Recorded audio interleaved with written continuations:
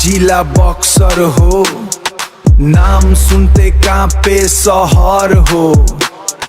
जहिया निकली हम रोड पर मच जाला पूरा कहर हो, मच जाला पूरा कहर हो। बक्सर वाला रंगबा निराला, सबसे आगे आके अपना जिला वाला। डीजे बाजे तो भीड़ जुटेला, युवा दिलवा आग लगावेला, आग लगावेला, आग लगावेला। गंगा किनारे जन्म भइल बा, दिल में जोश कमाल बा, दिल में जोश कमाल बा। दोस्ती में जान लुटा दी, दुश्मन खातिर बवाल बा, दुश्मन खातिर बवाल बा।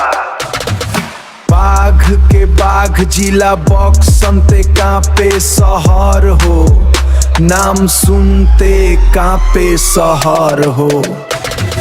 बक्सर वाला रंगबा निराला, सबसे आगे आके अपना जिला वाला।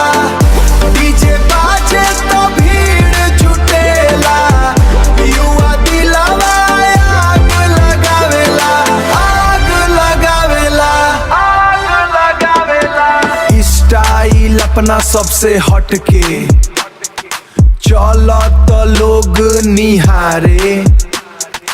बक्सर के लड़का जहाँ जाए ओही जा जलवा पसारे, ओही जा जलवा पसारे।